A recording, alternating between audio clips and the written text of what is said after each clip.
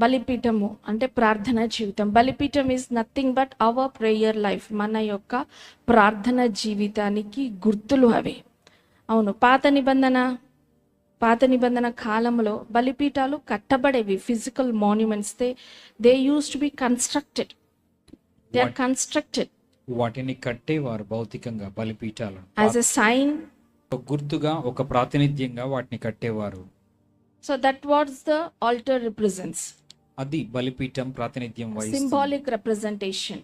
ఒక గుర్తుగా కనబడేది.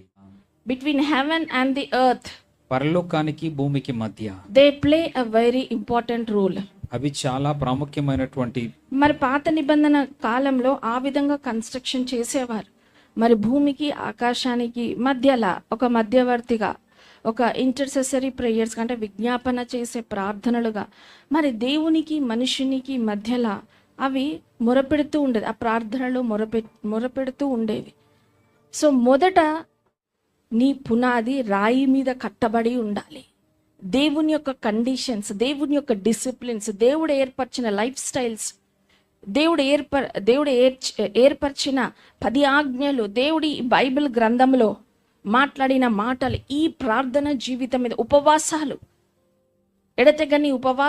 ఎడతెగని కన్నీటి ప్రార్థన, విజ్ఞాపన ప్రార్థనలు, ఆల్ నైట్ ప్రేయర్స్, శుక్రవార ప్రార్థనలు, కలిసి సంఘముగా చూసుకున్న ఫెలోషిప్ ప్రేయర్స్, ఇవి బలమైన పునాదులు.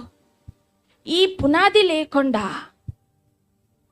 ఇటుకలు మా సొంతము అని అంటే ఇసుక మీద కట్టబడిన కన్స్ట్రక్షన్ లాగానే ఉంటుంది. మనది కొట్టుకొని వెళ్ళిపోతుంది అది. కాబట్టి జాగ్రత్త. Our foundation should be our ministry, our families, everything should be laid on the rock. మన పరిచర్య, మన కుటుంబాలు సమస్తము కూడా బండ మీద కట్టబడాలి. బండ మీద మంచి పునాది కలిగి, మంచి పెంపకములో మంచి అభిషేకము కలిగిన దీని మీద మన బలిపీఠము మనము కట్టబడాలి. అప్పుడే మనము మన ప్రార్థన జీవితం, మన కుటుంబాలు, తరతరములు మన ద్వారా ఆశీర్వదించబడతాయి.